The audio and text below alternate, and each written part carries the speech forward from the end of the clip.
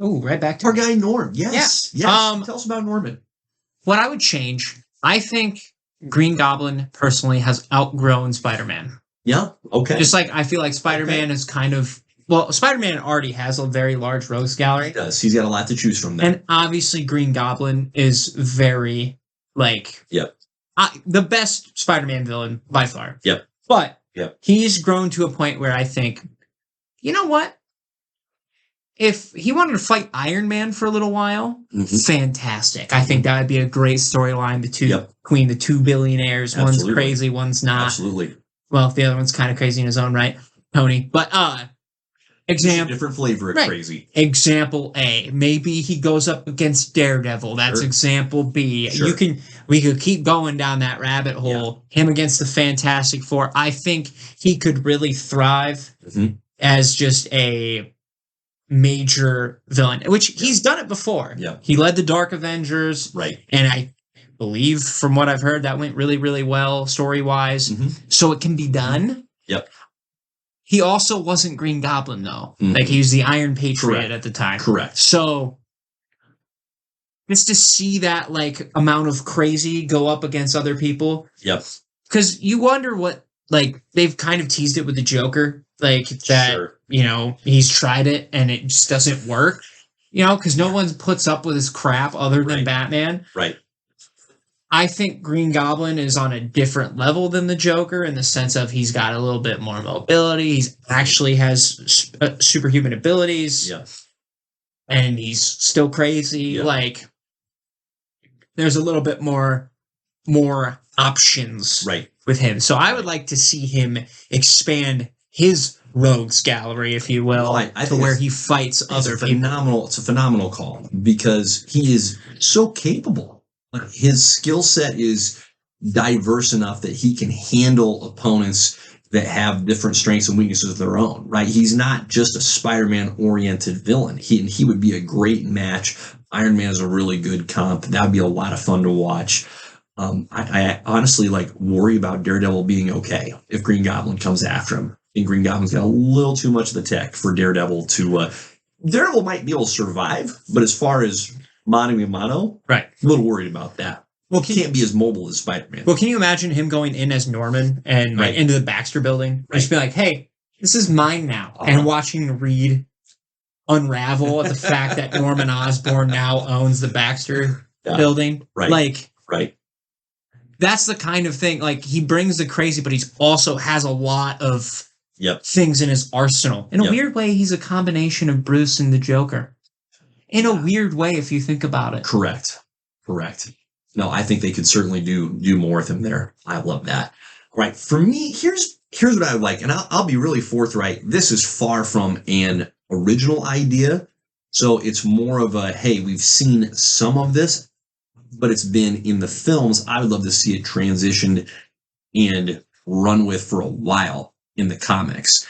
And I'm speaking of Norman Osborn as a genuine Jekyll and Hyde situation. In other words, Norman, when he's Norman, he's a great businessman, but he's sweet. He has an altruistic side. He cares about other people.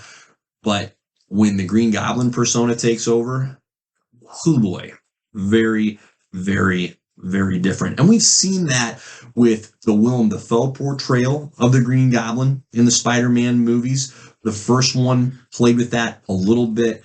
I think the No Way Home film really leaned into that.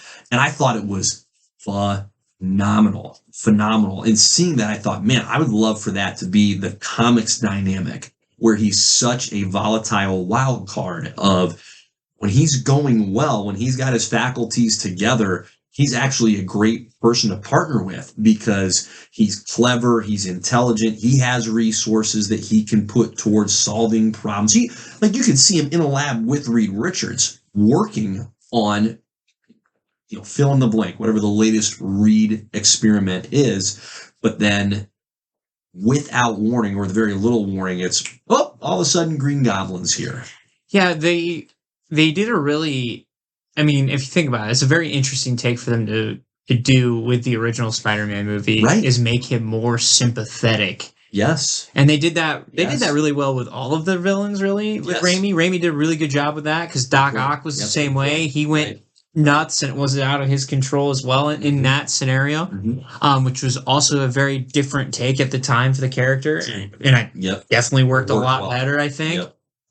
So to just because I guess in the comics he's like they do play with that a little bit, but not most of the time. He's already a dick. Yeah, he's already a dill hole. Right. He's an unlikable person no matter what. Like you're starting off with this persona of we already don't like this person. And so when he does the full heel turn and goes completely villain, you're like, good, I want to see this guy get smacked. And so I'm advocating for, hey, that truly the Jekyll and Hyde scenario of, and again, is it an original idea? No. And I think it'd be a phenomenal fit for Norman Osborn and his Green Goblin. Just make it more of a permanent. Yes. Yeah, that's what I'm advocating for. It's like, let's make... Where he's actually a good father. Right. And not an asshole of a dad. Because I think that's part of what makes the best villains is when they are... And I get it, right? There's room for the pure chaos of the Joker. Fine. But I think what makes a villain much more compelling as a whole is when you can empathize with them in some way, when there are real parts of them that are valuable and worth preserving. That's what makes the turn that much more difficult to just understand and even grasp. So I think that we've seen so much of Norman Osborn as the turd, as the person that no one's going to like, but they tolerate when it's the Dark Avengers run. It's like, well, at least this guy's got a lot of money and he keeps all of us criminals out of prison with him. He's in charge for now. So, yeah, we'll work with him. That's cool. That's cool. Yeah. So there you go. That's my Norman take.